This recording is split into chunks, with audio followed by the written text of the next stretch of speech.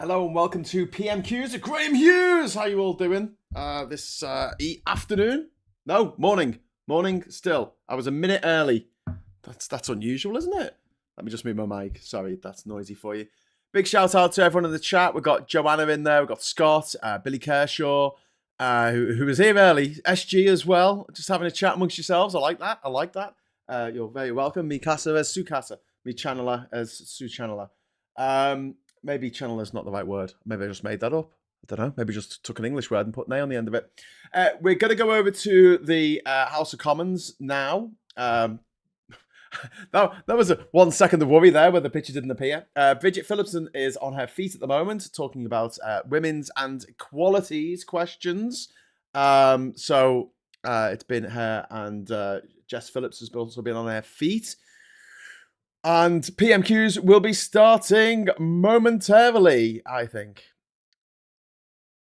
Okay, here we go. Can I welcome in the gallery the chairman of the State of the Great Hurrah, the Parliament of Mongolia.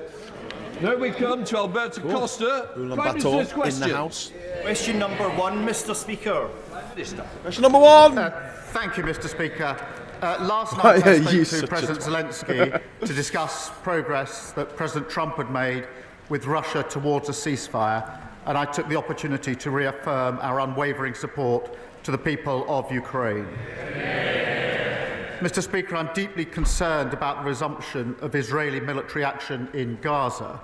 The images of parents carrying their children, young children, to hospitals have emerged over the last few days are truly shocking, alongside the sheer number of people who've been killed. And we will do all that we can to ensure the resumption of the ceasefire, to get the remaining hostages out and to get aid that's desperately needed in. Mr. Speaker, the whole House will want to celebrate the extraordinary life of Group Captain John Paddy Hemingway, the last known pilot of the Battle of Britain. The courage of his generation, the fearlessness, sense of duty and service secured our freedom, and we will never forget them. Mr. Speaker, this morning I had meetings with ministerial colleagues and others. In addition to my duties in this House, I shall have further such meetings later today. Okay. Alberto Costa. Thank you, Mr. Speaker. Brain tumours kill more children and those under the age of 40 than any other cancer. Mr. Speaker, from time to time, all of us get constituents in our surgeries that tell us stories which really get to us and twang on the heart.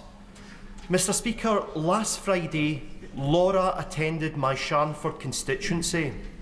She told me of the tragic death of her 6-year-old, energetic, loving son, Talon, from a brain tumour. All that she asked, Mr. Speaker, is that I raise this matter nationally, and I'm doing that now. But I'd like to go one step further. Would the Prime Minister agree to arrange a meeting for Laura and the brain tumour support group known as Angel Mums to meet with the relevant healthcare minister to discuss brain tumour research? Prime Minister. Can I thank him for doing what he was asked to do, which is raising this case here. The loss of a child is simply unbearable, and I think most of us, including myself, simply wouldn't know how we would be able to react. And I think the whole House will want to send its deepest condolences to Laura and to all of Talon's family and friends. I will happily make sure that the meeting that he requests takes place, so we can reassure that we are committed to supporting life-saving and life-improving research, and doing all we can to improve how we prevent, detect, manage and treat cancer. Thank you. Andrew Pex. Thank you, Mr. Speaker. Like many people in Peterborough, I am passionate about tackling low pay and insecure work, especially for young people. Next month, many of my constituents will receive a welcome boost in their pay packets due to the increase in the national minimum wage. Can I thank the Prime Minister for ignoring the voices on the opposite benches who continue to oppose our plans to make work pay? And could I urge him to go further and faster in delivering our plan for change for working people? Well, I thank him. He's a superb job for Peterborough, and we're proud that our employment rights bill is tackling the cost of insecure work, and we're delivering that pay rise for 3 million of the lowest paid.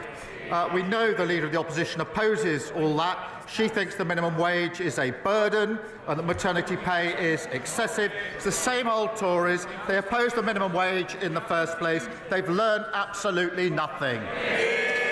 Okay, come on, let's go. Right. Mr. Speaker, the Chancellor claimed that her budget was a once-in-a-Parliament reset.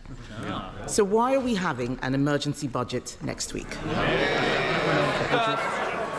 Mr. Speaker, we have delivered record investment into this country, had 3 interest rates cut in a row, and wages are going up faster than prices, which is a massive cost of living boost. That's after only 8 months, after 14 years of absolute failure. What do they do? Interest rates 11%, massive 22 million black hole in the economy. They crashed the economy. We're rebuilding Britain. He's fluffing his lines. Mr. Speaker, he knows why we're having an emergency budget, because since the last one, since the Chancellor delivered her budget in October, growth is down, borrowing is up, and she has destroyed business confidence. Does the Prime Minister now regret raising taxes on business? Taxes on business. Prime Minister. Mr. Speaker, That's insurance. the OBR will present their numbers. There'll be a spring statement next week. But, Mr. Speaker, she still hasn't. We've got record investment into this country. Interest rates have been cut, and she talks about national insurance. We had to fill the 22 billion black hole that lay there. Oh my God. Invested in the NHS, in schools and public services. Like We're pressing on with planning, with infrastructure and regulation. But I understand the Leader of the Opposition is straight talking, so perhaps she can help us with this. Is she going to reverse the next increase? If not, what's the point? If so, what other taxes is she raising to fill the hole? Win one or the other. You're in government. Speaker, the only black hole is the one that he is digging. He's shown absolutely no regret, but everybody knows the Chancellor has made a mistake. That is why they're having an emergency budget. Later today, Conservatives will vote to exempt hospices, pharmacies and care providers from her national insurance rise. Will he, at the very least, support exempting these vulnerable services from his jobs tax? Prime Minister. I noticed she didn't say they're going to reverse the national insurance rises. It's exactly what she wants all the benefits, but they can't say how they're going to pay them.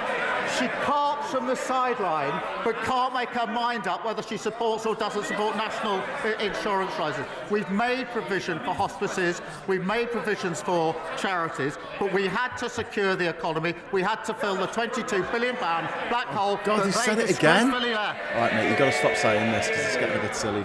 Mr. Speaker, he hasn't made these provisions. He keeps talking about budget benefits. Unemployment is not a benefit. Businesses closing are not benefits.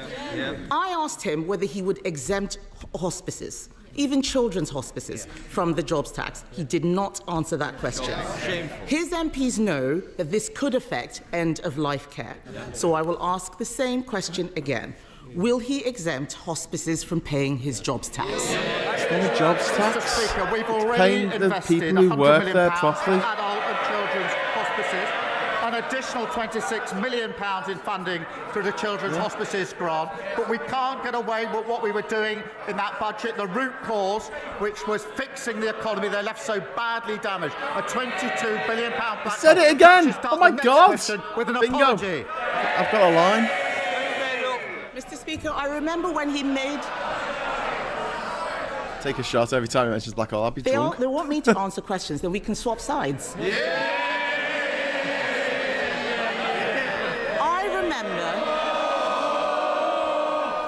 I remember when he made that announcement. He's forgotten, because the money he's referring to for hospices is for buildings. It is not for the salaries hit by the jobs tax. As St Helena Hospice in Colchester said, we cannot use this funding for salaries, which is where we need urgent help. Why is the Prime Minister not listening to hospices? Prime Minister. Mr. Speaker, I've already set out the position in relation to hospices. She says that she wants to swap sides. I mean, heaven forbid. After 14 years of breaking everything, we're getting on with the job of fixing it, and all she can do is cart from the sidelines with absolutely no policy. He's been at the Mr. Speaker, today, isn't he? winter fuel payments have been snatched. The jobs tax is hammering everyone from business to charities. It's not. The Chancellor promised a once-in-a-Parliament budget that she would not come back for more. And in that budget, she said there will be no extension of the freeze in income tax thresholds. Ahead of the emergency budget, $800 will he billion repeat... pounds on a Rwanda scheme. Mr. Speaker, Sorry, ahead of the million, emergency not billion. budget, will he repeat the commitment that she made? Prime Minister. Mr. Speaker, she's got such prescriptive questions, she can't actually adapt them to the answers that I'm giving. I mean, Mr. Speaker, I think she now calls herself a Conservative realist. Well, I'm realistic about the Conservatives. The reality is they left open borders and she was the cheerleader. They crashed the economy, mortgages went through the roof, the NHS was left on its knees, and they hollowed out the armed forces. This government has already delivered 2 million extra NHS appointments, 750 breakfast clubs, record returns of people who shouldn't be here, and a fully funded increase in our defence spending. That is the difference that a Labour government makes. Thank you, Mr. Speaker. A lady came to see me recently who needed help. She had a disability. It meant that her children have to help her cut up her food. They have to help her wash beneath the waist. They have to supervise her as she goes to the toilet. Under the Tory welfare system, we were able to get that lady on PIP. Under the Prime Minister's new proposed system, she will get zero. Nothing. And after 14 years of the Tory government, and many of us wanting to see the back of them, can the Prime Minister answer one question? What was the point if Labour are going to do this? Prime Minister. Good question. Mr. Speaker, I've lived with the impact of a disability in our family through my mother and brother all my life. I do understand the human impact of this, but the current system is morally and economically indefensible, and we're right to reform it, and nobody should be defending the broken status quo. We are proceeding on three principles: that if you can work, you should work. If you need help into work, the state should help you, not hinder you. And if you can never work, you must be supported and protected. They are the right principles, but we can't leave the current system as it is. That's fair enough. You didn't answer the question. What about people who don't have 4 points in one section? Can I associate myself with the Prime Minister's remarks on Ukraine Rosie. and Welcome. And can I also pay tribute to Group Captain John Paddy Hemingway and all our heroes from the Battle of Britain. I know that members across this House will, like me, have heard from GPs, dentists, community pharmacists and care homes who are all deeply worried about the impact of the national insurance rise on the services they provide to patients. That's why the House of Lords passed a Liberal Democrat amendment to exempt NHS and care providers. That amendment comes before this House this afternoon, but we're hearing worrying reports that the Prime Minister will order Labour MPs to vote against it. Will the Prime Minister reassure this House and patients across the country that these reports are not true? Prime Minister. Can I start by pointing out that because of the changes we made at that budget, we were able to put record amounts of money into our National Health Service, and vitally important that we did so. And it is it isn't right to simply oppose the measures we had to take to raise the money and at the same time say, as the honourable gentleman does, that he wants the benefits of the increase in funding for the NHS. The two can't sit together. We have already invested an additional £3.7 billion of funding into social care, including £880 million to increase the social care grant. So we are taking steps. But the basic point remains, which is we can't make the investment into the NHS if we don't raise the money. And you can't simply oppose any raising of money and at the same time welcome the money into the NHS. Say it, Davy. Disappointed by that reply, and I hope he and the Chancellor will think about taking money from the NHS ahead of the spring statement and reverse it. Now, Mr. Speaker, I'd like to turn to the issue of illegal hair coursing. Criminal gangs are terrorising rural communities across our country, from Cambridgeshire to Devon, from Oxfordshire to Wiltshire. Could have brought this up. Men in balaclavas are threatening and abusing farmers as these criminals tear across their fields in 4x4s. Farmers are warning that it's only a matter of time before someone is killed. So does the Prime Minister agree with me that we must act urgently against this appalling criminality? And will he back our calls for a comprehensive rural crime strategy so we can not just stamp out hair coursing, but keep our rural communities safe from all crime? I mean, I agree, but like that seems really random. For raising this important issue, and it is a matter of deep concern. We've already developing a rural crime strategy, but we'll happily work with him and others to develop it further. Lawrence Turner. Big shout out to Rosie, 2911. Concerned about the scourge of knife crime, and I pay tribute to the professionalism of West Midlands Police for their response to these horrendous attacks. But there are still 1,200 fewer police officers and PCSOs in the force than in 2010.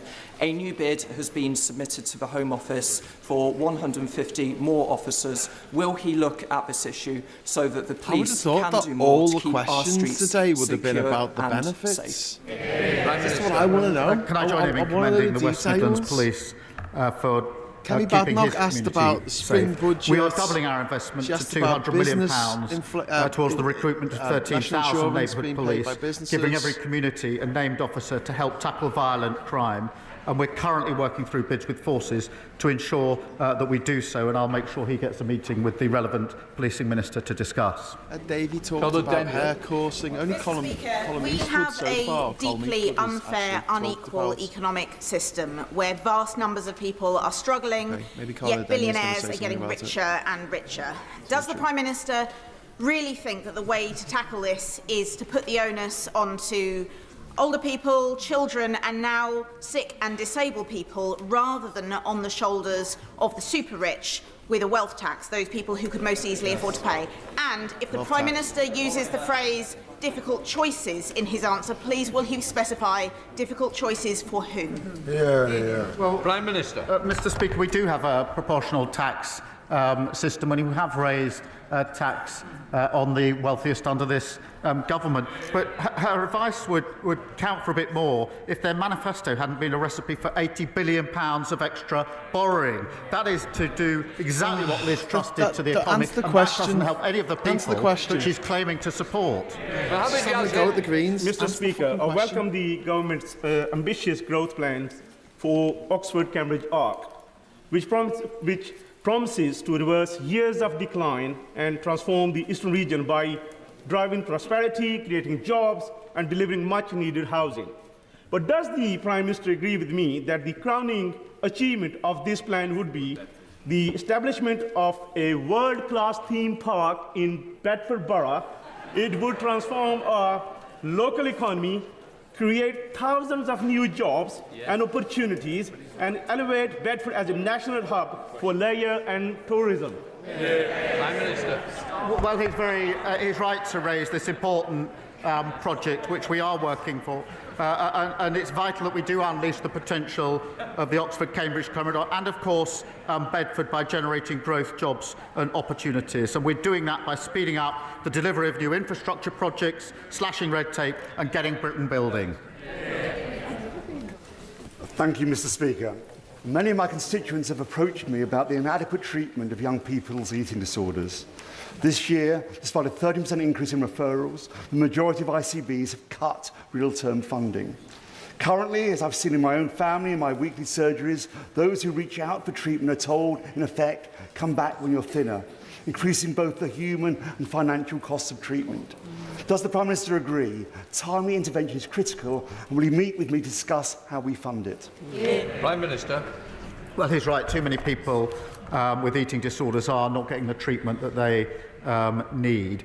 The NHS is expanding eating disorder treatment services with a focus on accessing treatment earlier and closer to home. And we're also providing access to specialist mental health professionals in every school, and I'll make sure that he's kept updated. Paul Davies. Thank you, Mr. Speaker. Labour's flagship crime and policing bill is designed to tackle the rise in antisocial behaviour, theft and shoplifting that has occurred under the Tories. It grants police the power to confiscate disruptive off-road vehicles. This measure will tackle the scourge of off-road bikes in my constituency. Does the Prime Minister agree that we are the party of law and order and that we are fulfilling our commitments? Mr. Speaker, it's totally unacceptable for anyone to feel intimidated or unsafe due to the actions of reckless and selfish individuals. Whatever the vehicle, our bill gives police forces stronger powers to seize them immediately and put a stop to antisocial behaviour. That's our plan for change in action, making our streets and communities safer. Danny Kruger. Thank you, Mr. Speaker. After 14 years to get ready, they came into power with no plan to reform welfare. But now, in a panic because of their economic mismanagement, they're cutting benefits for disabled people without consulting them at all. It probably says in his folder that the High Court ruled the Conservatives' consultation was too short, but at least we consulted. They're not consulting at all. So will the Prime Minister explain why he is doing things to disabled people and not with them? What it says in my favour is they had 14 years, including five with a majority of... They didn't need to consult, get on with it. They had a majority of 80 for the last 5 years. They're now carping on with some of their ideas. 14 years, and they didn't implement a single one. They simply broke the system. They're in no place to lecture other people. Ooh, I think we're going to have a not taking lectures there. According to the charity Shelter, there are more homeless children in my city of Edinburgh than there are in the whole of Wales. That's an appalling legacy of 18 years of SNP government. Does the Prime Minister agree with me there should be no homeless children? And will he work with me, the Scottish Parliament and anyone who'll listen to end child homelessness in Scotland? Well, the situation he describes an appalling indictment of the SNP record. The party opposite left record homelessness in England. The SNP record is equally shameful, a record number of children in temporary accommodation. Mr. Speaker, we're investing £1 billion to tackle homelessness, we're abolishing no-fault evictions and building 1.5 million new homes.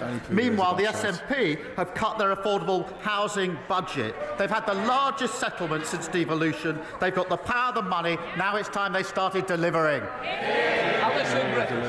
Thank you, Mr. Speaker.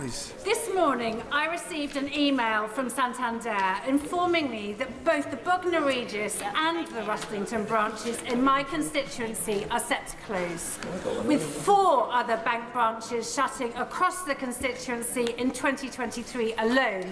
The most vulnerable members of our society are being gradually cut off from essential banking services.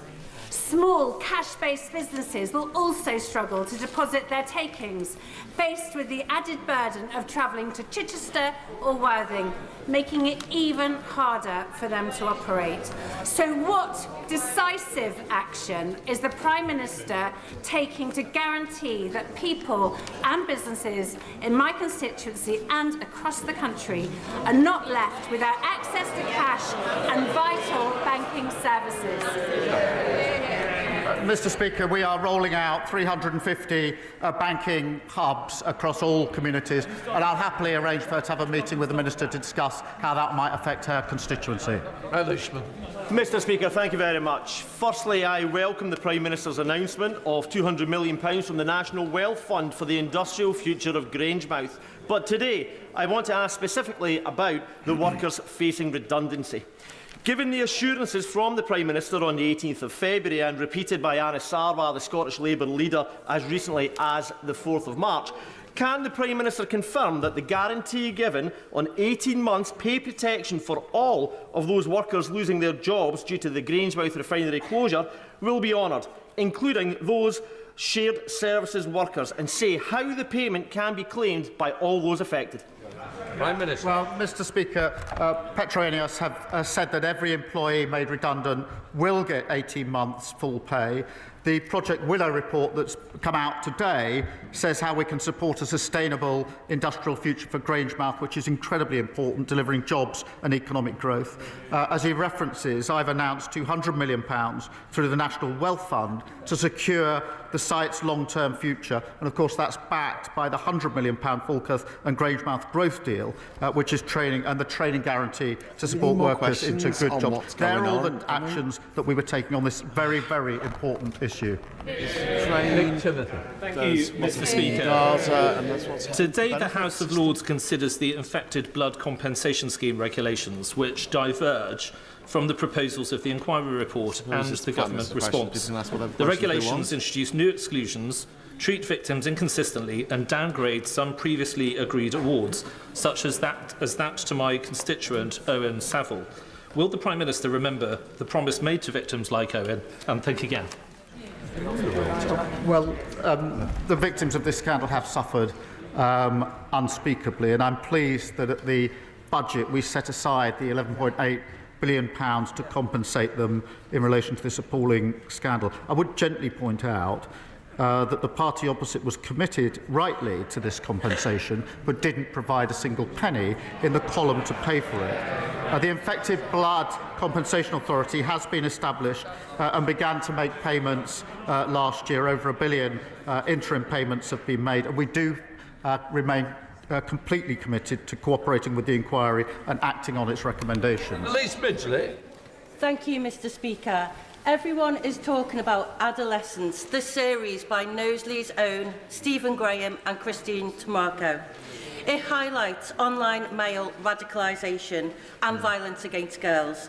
The creators of the show are calling for screenings in Parliament and schools to spark change.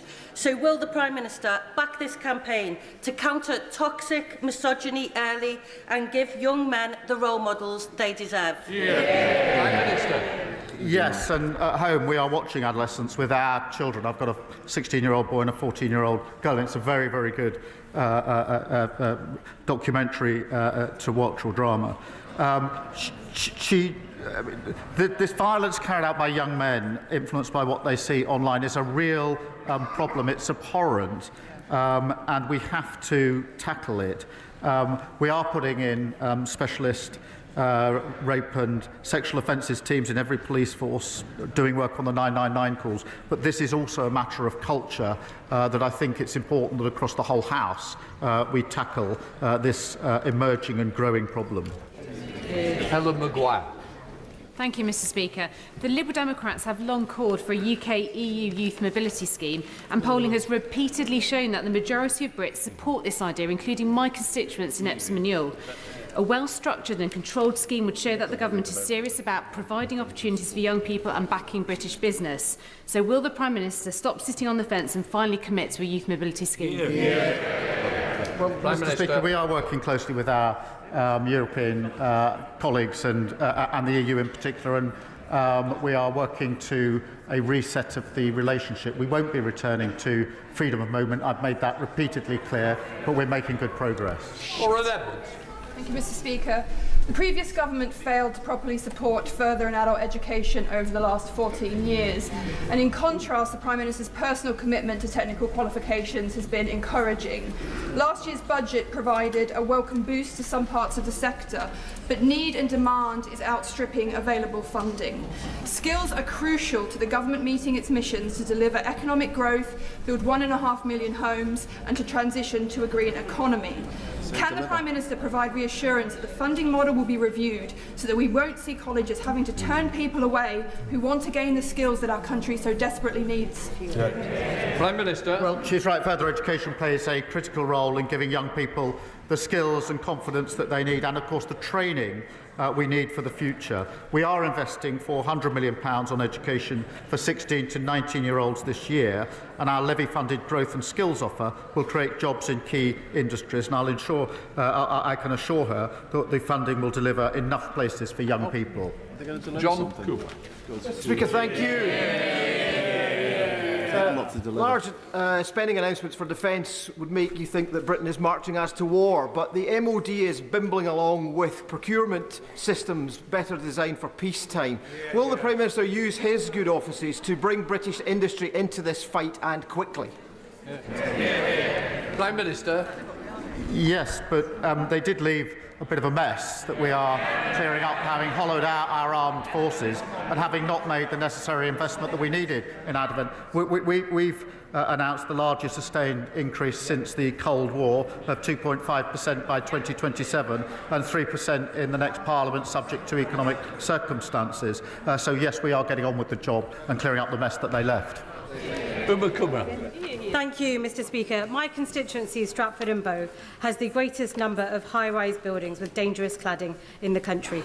On Friday, I visited Stratford Fire Station. Our brilliant local firefighters told me that 77 high-rise buildings in Newham and 165 high-rise buildings in Tower Hamlets are covered in hazardous materials, many of them deemed unsafe. Thousands of my constituents have been calling for justice for years. Can the Prime Minister tell me what the government is doing to ensure that private developers are held to account for the dangerous cladding on the high-rises that they have built? Prime Minister. Well, she's right. Remediation has been far too slow, and everybody deserves a safe and secure home. We've signed a contract with 54 major developers who will pay for or fix over 1,700 buildings, and we're accelerating that progress. We will take tough action against those who evade their responsibilities. We will recover taxpayers' funds and make sure those responsible pay up and fix unsafe buildings quickly. Lee Anderson. Thank you, Mr. Speaker. What? I come to this chamber, Mr. Speaker, every week to ask sensible questions. And I expect sensible answers. But all I get is glazed expressions and waffle. And from the opposite benches. So Mr. Speaker, I want to ask the Prime Minister a very simple question on behalf of all the net zero sceptics. If we became net zero tomorrow, by how much would it reduce the Earth's temperature by? Simple question. Oh, God, what a decade. Mr. Speaker, net zero is of course not easy, but it's a huge opportunity to boost our growth, our jobs and our economy. And so he knows my views on that. But you know, he complains that have better ideas if they stop fawning over Putin. And I understand the member for Clacton wants to be Prime Minister. He can't even lead a party that fits in the back of a taxi. Anna Dixon. Thank you, Mr. Speaker. 1 in 5 disabled people in social housing and 1 in 3 disabled private renters live in inaccessible housing. One of my constituents with severe fibromyalgia and PTSD lives on a first-floor flat with no lift access. As we build the 1.5 million new homes that this country needs, will the Prime Minister ensure that they are built to be accessible and adaptable so disabled and older people can live independently for generations to come? Prime Minister. She's right. Everybody needs to be able to access a home that is suitable for them and meets their needs. The planning rules, Mr. Speaker, already mean councils must consider the needs of disabled people when planning new homes. We will go further, setting out our policies on accessible new homes very shortly, and we're boosting the Disabled Facilities Grant by £172 million, helping more people make vital improvements and live independent lives. Lee Dillon. Thank you, Mr. Speaker. Despite Ukraine being the victim in Russia's illegal aggression, President Zelensky has shown leadership to his people by committing to the US plans for a ceasefire. However, it's clear that Putin is playing for time and still carrying out daily attacks on Ukrainian people. Yes. So, Prime Minister, is now not the time to take those frozen Russian assets, to seize them, to give them to the Ukrainian people, to strengthen their hand at the negotiating table, question I can get behind. To punish Russian aggression? Thank you. Yes. Do that thing. Do what he just said. Points, I spoke to President Zelensky last night following the discussions yesterday to discuss the way forward. On the wider question of the assets, look, it's complicated, but we're working with others to see what is possible, but it isn't straightforward. Ewan Steinbeck. Mr. Speaker, the release of Project Willow today is a step forward in securing good jobs and an industrial future for Grangemouth. However, the government needs to work at pace to ensure the recommendations in Willow are acted upon. Can the Prime Minister outline what steps he will be taking to ensure barriers to a rapid transition at Grangemouth are removed and investment is progressed as quickly as possible? Well, I'm very grateful for him for raising Grangemouth again the second time in this session, and that's because it's centrally important. He'll have heard what I had to say about the projects that we're looking at to ensure the long-term future of Grangemouth, the interim measures that are being taken, and of course the £200 million of the Wealth Fund that I announced just a few weeks ago. Sir John Hayes. Thank you, Mr. Speaker. Prime Minister and I disagree about much. The family farm tax, the NI jobs tax, and the cut in winter fuel payments, but we surely agree that the common good is built on public order. Crossbows in the hands of killers cost lives. They cost the lives of 3 innocent women last year. Now, the previous government launched a consultation over a year ago on the regulation of crossbows. They're saying and we've heard nothing since. They are as powerful as guns, as silent as knives. Will the Prime Minister agree for one of his ministers to come to the House before Easter to give us a clear instruction about what the government intends to do before any more lives are lost? Well, I thank him for raising this, and he's right to do so. It's a shocking issue, and the case he refers to is a truly shocking case. I think that's agreed across the House. We are working on this, and I'll make sure that he gets an update to ensure that he's across the detail of what we're doing. Final question, Diane Abbott. Most members of this House will be aware that the welfare system can be a nightmare to navigate and does indeed need reform. But could we have less of this rhetoric about his £5 billion package of disability benefit so-called reform being moral? There is nothing moral about cutting benefits for what may be up to 1 million people. This is not about morality. This is about the Treasury's wish to balance the country's books on the back of the most vulnerable and poor people in this society. Mr. Speaker, she's a passionate advocate and has been for a long time on this issue, and I pay tribute to that. But as she rightly acknowledges, the current system is broken. And this is where I disagree with her. I think 1 in 8 young people not in employment, training or education, that's 1 million young people.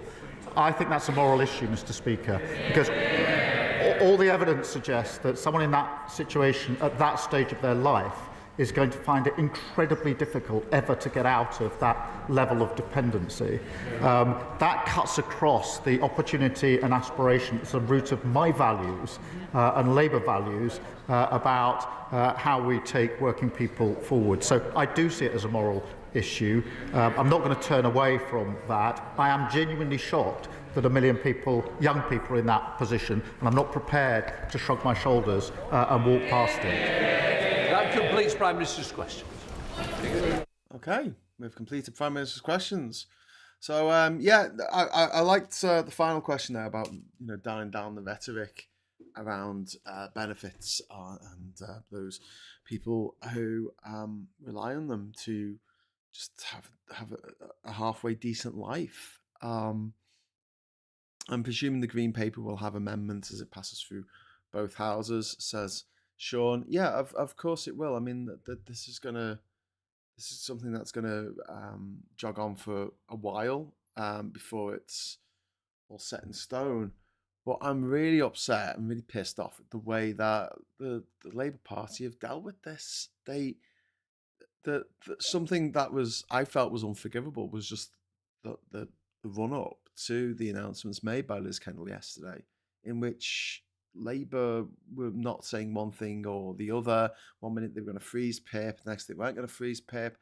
And then the obvious question came out once the speech had been made of like, who's this going to affect?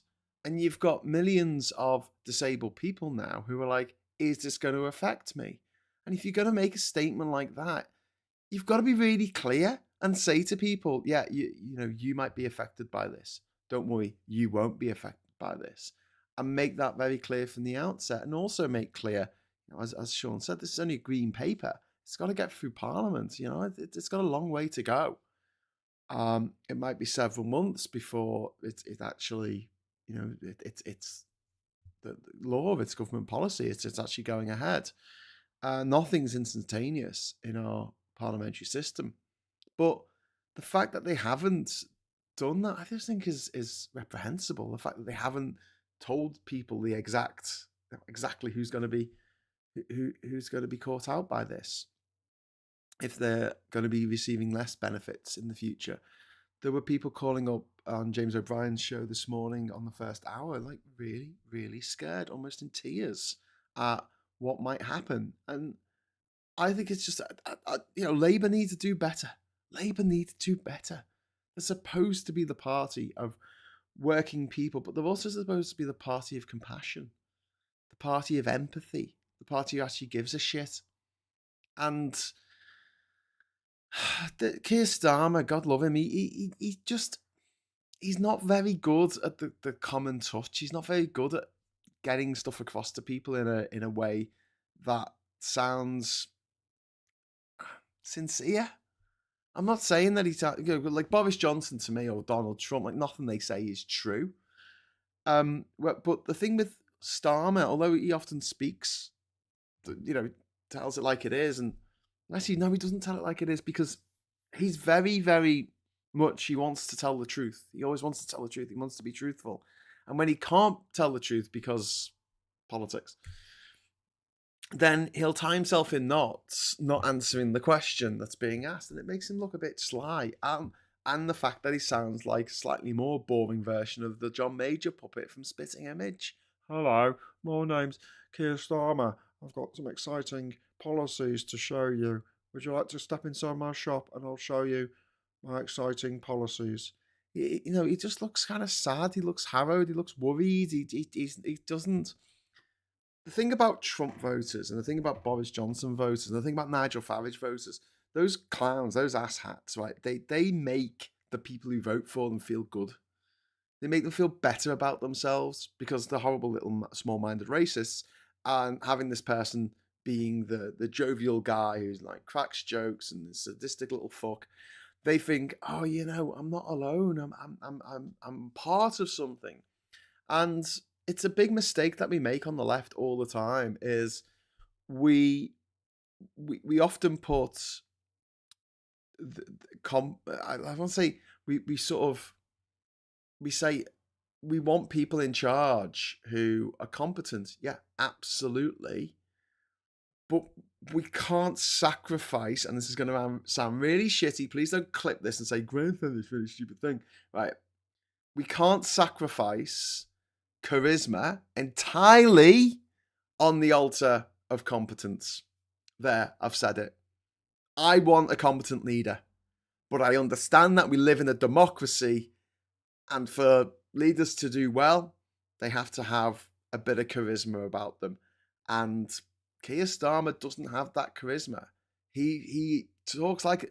Gordon Brown didn't have that charisma either. Both of them, they talk like undertakers. That when Keir Starmer is delivering a speech, it sounds like he's come round to your house to tell you that someone's died. You know, it's that same tone in his voice of like, yeah, I'm really sorry to inform you, and it's not. I get that we want competence, and this is why I feel like people like Keir Starmer or Gordon Brown, really, really competent politicians. That's why I don't think they should be Prime Minister. I don't think they should be the front man. I think they need to get someone with a bit of pizzazz to be that person at the front. And they need to be more radical. And it's all well and good saying, oh, you know, the building, putting the building blocks in and things like that. They need to get things that people can really get behind. And we're seeing this in America where the Democrats are just losing votes left, right and centre, like losing support, I should say, because no one's voting at the moment. And they're probably never ever going to vote again. But they're at 27% in the polls at the moment. 27% approval. That's fucking shocking. Trump is 48%. And the reason is that the people who are under Democrats are just absolutely demoralised by the fact it feels like they're not doing anything. And it's exactly the same thing that happened to Labour after the Brexit vote. They then lost a year after the Brexit vote, less than a year after the Brexit vote. We had a general election, which Labour lost, and yet they still continued with the same leader who was obviously not popular enough to beat Theresa May. But we still kept with that leader, and it was just like, oh my God, like, please, can we address the problem here, the elephants in the room? Now, look, Labour have got a massive majority, don't get me wrong, that's a majority of 200. And to be honest with you, the way things are going with the Conservatives and the dickheads at UFUK, UKIP, whatever it's called, VFUK, I don't think that they're going to get much trouble, they're going to have much trouble in winning the next election unless things change absolutely drastically. But at the same time, I do feel like if we were given, those of us on the left who aren't necessarily wedded to Labour, if we were given something to say, see what they've done, that's boss, that is. And then we could have a comeback to this sort of, when people go, oh my God, Labour are so awful, they've done all this bad stuff, they need to sort it out. You've all got a lot to say. Bloody hell. I can see all the words coming up on the screen as I'm talking. I'm like, oh shit, I missed a couple of super chats. Thank you very much to Alistair Kemp for the £5 super chat. Graham, can we call them entitlements, not benefits, as MSN are saying? Yep. Good point, Alistair. Thanks very much for the fiver. Entitlements. Yeah, people are entitled to these entitlements. I think we should call when an oil company gets a subsidy from the government, that shouldn't be called a subsidy, that should be called a benefit. Hello, Rosie. Rosie says, hello, Graham. Thank you very much for the £10 super chat. That's very kind of you today. Thank you. Really appreciate that this afternoon. And Ivan, another £10. Wow, bloody hell. Don't normally get anything for Prime Minister's questions. Thank you, Ivan. I'd much rather Starmer's grander behaviour than Johnson's clown show. Johnson caused me real harm and I'll never forgive him. However, Labour are not handling social security reforms well at all. Okay, so yeah, Ivan, it's not one or the other. Like, I think that the sort of like extremes, like the Starmer, like he's the extreme of just quiet competence, and that's great as part of the as part of the machine, as part of the engine. But you know, and then on the other end, you've got bloody Johnson, who was just absolute clown, who a lazy clown as well, who couldn't be asked doing any work. He just wants to party all the time. You know, one of the worst moments in our history as a country, and as one of the worst moments in the world, having a pandemic and having two complete clown fucks like Boris Johnson and Donald Trump in charge, and as a result, hundreds of thousands of people who didn't need to die died because they couldn't run a bath, never mind running a country through a pandemic. And then they use that as the excuse for everything that came after. Like Trump said, oh, it wasn't my fault that the economy tanked on the way out when I was on the way out. It was the pandemic. The pandemic did this, the pandemic did that. blame it on the war in Ukraine. Oh yeah, energy prices gone through the roof. It's because of the war in Ukraine. No, it's not, because of government policy. It's because the government set a policy that say that we spend the unit cost for any amount of energy is based on the most expensive thing. For many years, the most expensive thing was nuclear power. But then Russia invaded and gas prices spiked, and suddenly we're all paying twice as much for our energy as we were before. Twice as much. Because we're paying for the unit cost of gas, which costs a fortune, even though, in our case, where we live, all of our electricity comes from renewable sources, but we're still paying premium. We're still paying gas prices for electricity that we're not even using, because we don't use energy produced by gas in this house. But yeah, to go back to what Ivan was just saying, I don't think it has to be one extreme or the other. I think someone, and Tony Blair gets a lot of shit, quite rightly, for Iraq, but I think he balanced the confidence with the charisma. I think that Barack Obama balanced the confidence with the charisma. Competence, sorry, not confidence. Competence with the charisma. I think that Joe Biden had all the competence in the world, but didn't have much in the way of charisma.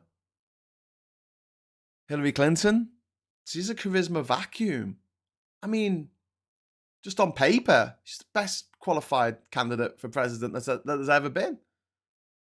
But in reality, people just didn't warm to her, because it's all well and good people saying, oh, this person's a really good politician, they're very good at their job. But most people, the vast majority of people, do not have politics in their everyday life. Otherwise, this channel would have 44 million viewers rather than 44,000 subscribers. And that means that the impressions that people get are just that, impressions. They don't really delve into it too much.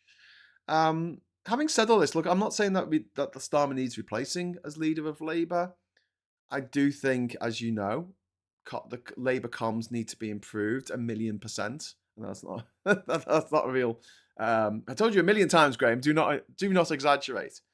And I think that Labour have got some really good people in there, really good people who really do care about you and me and this country and the world and the environment and the future and sick people, disabled people, working people, retired people, newborn babies. Whereas the Tories don't give a toss about any of us. They only all they care about is their bank balance and getting their cocaine dealer. We on the other side of the fence, the vast majority of us, and the people who actually give a shit, we're much better represented by Labour. And so it's unfortunate that, because of the way politics is, that we look at Labour as a monolith and say, Labour have done this, Labour have done that, isn't it terrible what Labour's done? Whereas your actual Labour MP, if you have a Labour MP, and most of us do now, yay, probably absolutely hates the idea of taking money away from people who need it. Saying, oh no, I'm sorry, you can dress your top half, you can't dress your top half, but you can dress your bottom half, so we're not going to give you your pip. I mean, what? Yeah, it's that to me is very, very worrying, and I really do suggest that all of you watching this, all of you, whether this affects you or not, and I think most of you are probably affected by this, write to your MP. Even if they're not a Labour MP, write to your MP today. Get ChatGPT to help you with the email. The email for the politician will be the first name dot second name dot usually MP after that, and then at it's government it's parliament.uk. I better check that, because I don't want to tell you the wrong email address. But it's really easy. Find out, you know what constituency you're in. Find out your name of your MP if you don't know it, and they'll have the contact details there. Write them a email. If you are a constituent, they have a requirement to reply to that. Now, look, they might get their staff to do it. It might not actually come from them. But if enough people do it, these proposals that Labour have got are currently only a green paper. There are some really good things in there. The right to work thing, a right to try is a very good thing. there will be amendments before it becomes law, before it becomes the new status quo. And you can help with those amendments simply by writing to your MP. So please do. And if you are on PIP, if you are on benefits, at the moment, it doesn't look like anything is going to change for a couple of years anyway. So please don't worry unduly right now. Hopefully, in a couple of years' time, things will be looking better for Britain. Who knows? We might have rejoined the EU, and then there'll be £40 billion more to spend on our on all the things that we need in this country. That's just in tax, okay? It'll be $100 billion a year more trade or more enterprise, more GDP a year, and of that we tax 40%. So that's £40 billion more than we have today to spend on schools, education, the NHS, teaching kids not to fall down toxic rabbit holes on the internet. The whole. Obviously, because of the TV show Adolescence, which was mentioned in Prime Minister's questions, there, the talking about that toxic, misogynistic culture that is dragging young men down, really dragging them down and ruining their lives because it's poisoning their outlook on the way the world is and what we can do about it. And let's not forget that misogynistic, disgusting killer who murdered 3 innocent women because he was going out with one of these women that he murdered, and they split up and he couldn't handle it, so he murdered her and her sister and her mum. He'd been watching Andrew Tate videos before he did that. This all needs to be addressed. And you know what? That 40 billion would come in bloody handy right now. Could do with some more money to be spent on defence, to be honest with you, since it looks like Russia and America are teaming up. Danielle Cross, thank you very much for your mention there. There were a bunch of arseholes. Sorry, it didn't come up on the screen here. I didn't allow it before. Well, if you swear, I've generally got to say yes before your comment appears, and if I don't do it fast enough, it gets pushed up the screen there. So you'll be able to see it in the chat now. We've also got One Angry Pagan. It's healthy to exercise cynicism, but being too cynical is just as bad as not being cynical at all. Balance is important. Well, yeah, like in all things in life, confidence and charisma needs to be balanced for, getting ahead. The Tories were just all charisma and they weren't competent, but then they got Liz Truss, who wasn't charismatic and she wasn't competent. And this is why when people say, Trump would be replaced by J.D. Vance or Peter Thiel or Elon Musk or whatever. It's not going to happen. It's not going to happen because they don't have what Donald Trump has. And although Donald Trump is completely incompetent, completely unqualified for the job that he has the charisma, he has the confidence to swing it. J.D. Vance does not have that. J.D. Vance will not have that after a million years worth of confidence and charisma training. He is not inherently charismatic or competent. There's no way of making him so. And his ego is that he wouldn't take advice from people who were competent in order to bridge that gap. But even so, he'll never have a cult. And you know me, when political leaders have a cult, doesn't matter where they are on the political spectrum, I generally tend to just take a few steps back and go, I don't want anything to do with this. I can't be dealing with it. I can't be dealing with a bunch of moon-eyed loonies going, this person is the most amazing person who ever lived. And when you try and criticize them in any way, shape or form, they think that they want to stone you to death for blasphemy, basically. You heathen! You unbeliever! Can you not see the wonderful wizard that he is because of the wonderful things he does?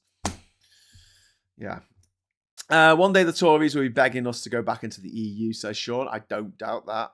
Lucas says, started PMQs, I believe. Blair changed it to be 30 minutes every Wednesday instead of 15 minutes every Tuesday and Thursday. I think the DAF are still there, Nick and Diff. The DTAF? DTAF? What's that? Amy says, 1 in 8 young people, what do they have to do with the point system being altered? Indeed. Jesus H. Christ, the best way to deal with Tate is to treat him like a joke instead of a bogeyman. Yeah. So they can't stand being laughed at. They can't stand being humiliated. And that's why we have to humiliate Tate and say he's got no dick and no chin. Why is it always the people who think that they're the most bloody worthy examples of humans that ever existed? Why have they never got a fucking chin? Ivan, thank you very much for the £5 super chat, my friend. I wish they would allow for virtual MPs to help more people stand for election. Virtual MPs were allowed during the pandemic. Why not now? I don't know. I mean, as things are at the moment, anyone can stand as an MP. I've stood as an MP, but it costs £500. And if you're not going to get your, 5% of the vote, you won't get your deposit back. You won't get your £500 back. So anyone can stand as an MP, but I understand that if you have physical disabilities or mental health issues, then it could be difficult to stand. But then the other part of that is, well, one of the things about running as an MP is you've got to get people to vote for you. And if you can't get out there and meet people in that way, it is difficult. My partner is deaf. She stood to be an MEP a few years ago when we could still stand to be MEPs. So, I mean, there are ways of doing it, but I don't know if having a virtual MP kind of set up when we can't even have a room that